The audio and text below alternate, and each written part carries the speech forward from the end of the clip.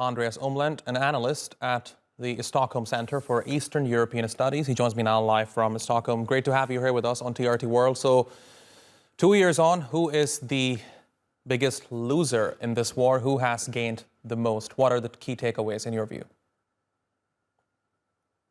Well, the main victim here has been, of course, Ukraine, that has been attacked and from which territories have been annexed, from which tens of thousands of children have been deported, civilians killed. But there was very little for Ukraine to do about that because the intentions of Russia for Ukraine were, for the last 30 years, long before Putin came to power, always clear.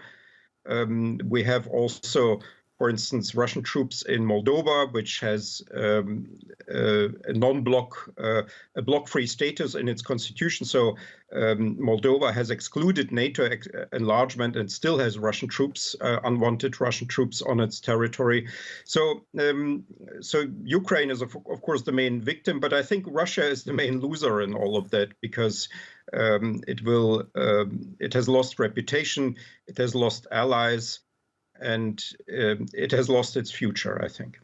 But at this point, it appears that Russia has made significant gains on the battlefield. I want to pick up your brain here. Tell me, what do you think needs to happen in order for Ukraine to come out victorious from this war?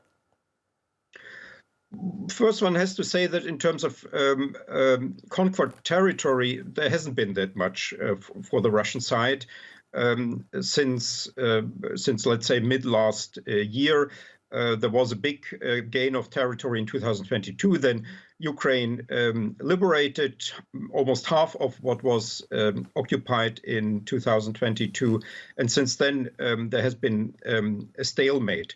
What Ukraine simply needs is the right weaponry and the right financial support. For instance, there's now for 2 years already a discussion about the frozen Russian assets in the West. If these could be transferred to Ukraine, then Ukraine could solve many of its problems. It could, for instance, raise the salary for its soldiers or the social package for the soldiers. Then many more people, many more Ukrainians would go and serve with a higher salary.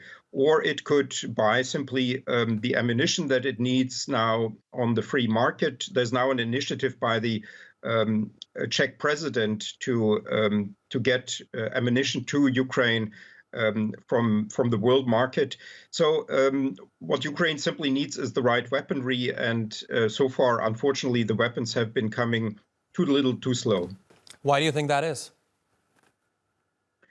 I think the hesitancy here is from the Western side, that the main hesitancy is possible repercussions that are then regarded as more negative than a Ukrainian victory. But what we have now as a result is simply a longer and longer war, and it's actually the length of the war that is the main source of risk. And there is a strange, I would say, misassessment of the real risks that are here for the West in its support for Ukraine, and a wrong assessment of the strategic issues that are at hand here.